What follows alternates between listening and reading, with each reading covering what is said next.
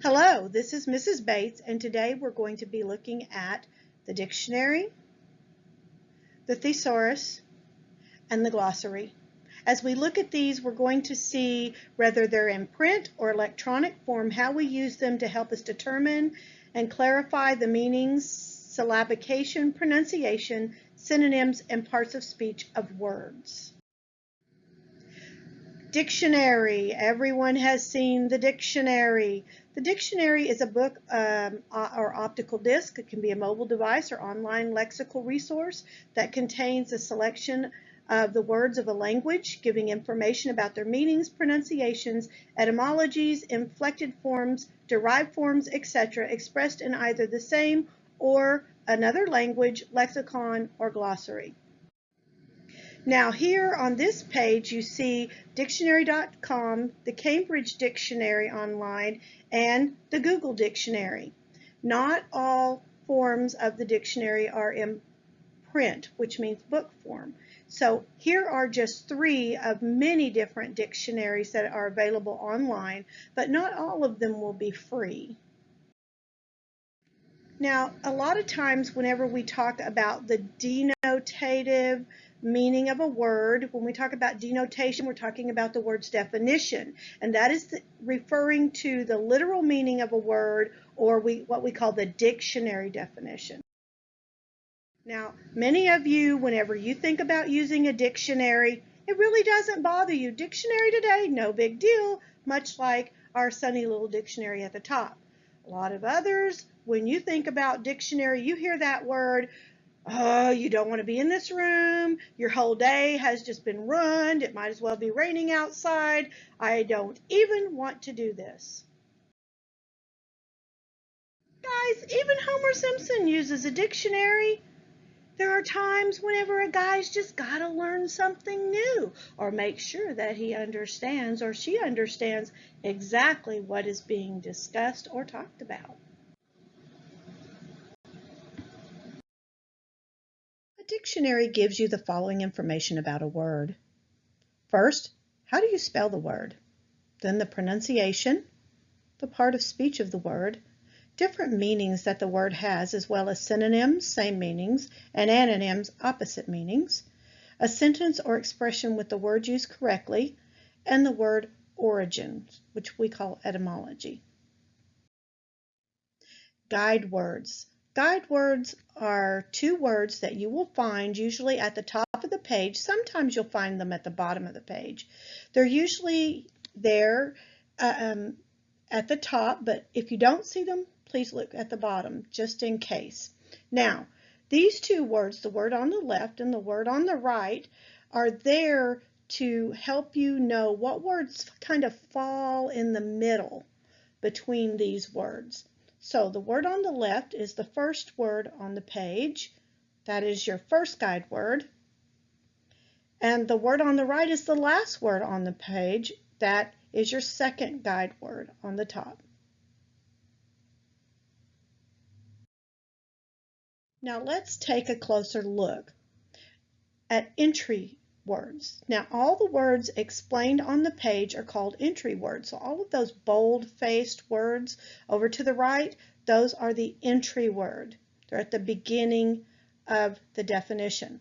So note that sell and clever are the first 2 entry words on this page. Look at using guide words.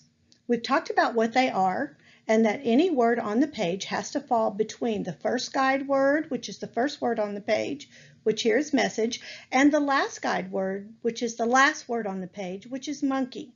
So let's take a look at these terms. We're going to do a thumbs up, thumbs down exercise with this. So we're going to look at the word, and if you think the word would be on this dictionary page, give me a thumbs up. If you think it would not, give me a thumbs down. And we'll do these one at a time.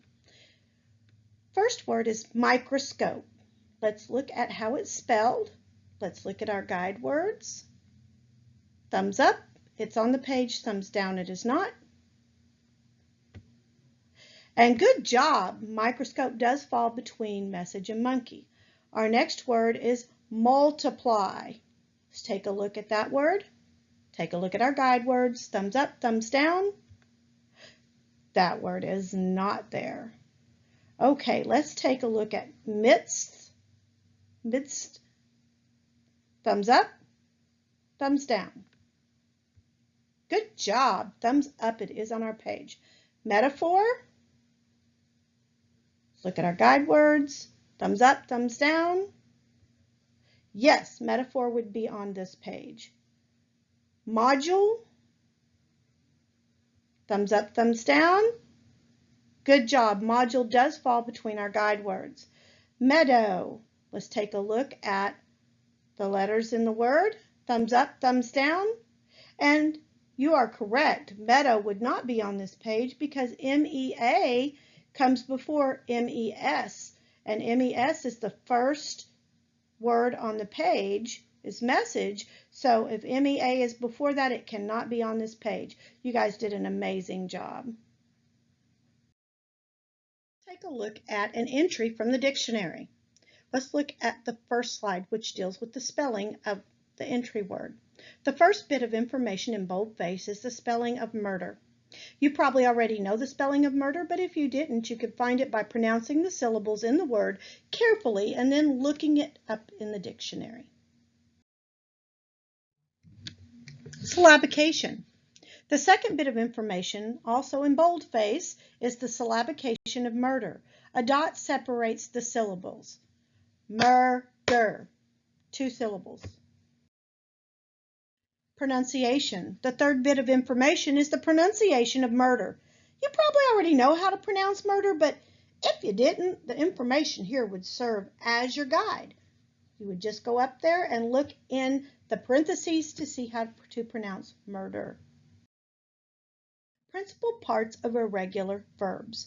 When it functions as a verb, murder is a regular verb. It forms its principal parts by adding ed and ing to the stem of murder. When the verb is irregular, the dictionary will list its principal parts. Parts of speech. The next bit of information is the part or parts of speech of murder. Murder can function both as a noun and a verb. Now these last couple slides have really focused on the grammar as it pertains to the definition of a word and its usage in the English language. Plural forms of irregular nouns. When it functions as a noun, murder is a regular noun. It forms the plural by adding s, murders. When the noun is irregular, the dictionary will supply its plural forms. Meanings. When a word has more than one meaning, the meanings are numbered, usually with the most common meaning listed first. The one we use most of the time is the most common. According to this entry, the verb murder has 3 distinct meanings. Etymology. Etymology refers to the origin and historical development of a word, like where did that word come from? Such information is usually enclosed in brackets. Now look underneath the number 3 in the definition at the top. You see OE, Morthor, and on the left and right to that, those are brackets, not parentheses. So if you're looking for the etymology or where the word came from, look for those brackets. And OE here stands for Old English. Murder derives from the Old English Morthor. Consult the list of abbreviations in your dictionary as necessary because there are Greek and Latin and lots of different places where these word origins come from. So you'll need to make yourself familiar with those. Labels. If a word is not standard English, your dictionary will probably give it a usage label like these: slang, informal, non-standard, vulgar, obsolete, etc. Obsolete means we really don't use it anymore.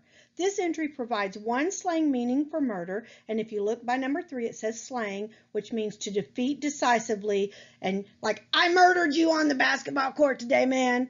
So remember that you should, as a rule though, use only standard English words in your writing. Synonyms. A synonym is a word that is close in meaning to another word. Using synonyms helps you to avoid unnecessary repetition in your writing. No one likes that. A good dictionary provides synonyms for many words. You can also consult a thesaurus, which is a book that lists synonyms and antonyms, which of course are words that have opposite meanings, and we'll go over that some later.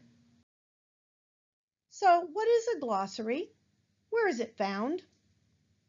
Well, a glossary is a dictionary of terms used in a book, and it is found at the back of the book. So let's say that you are in math class and you have a term and you don't remember what it means. You can turn to the very back of your book, and all of those math words that are specific to that book are in the back of your math book.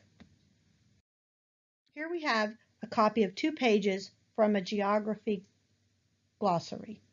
I like the fact that the definitions, the entry words are in blue, which makes them stand out well, that the page numbers are there in the definition so you can go back and read the word in context within the chapters, and it has some really cool illustrations.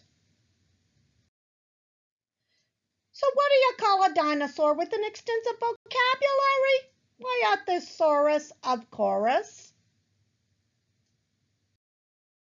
We even use a thesaurus. You want to avoid using the same words over and over, boring. You want to find same or similar words, maybe an opposite word.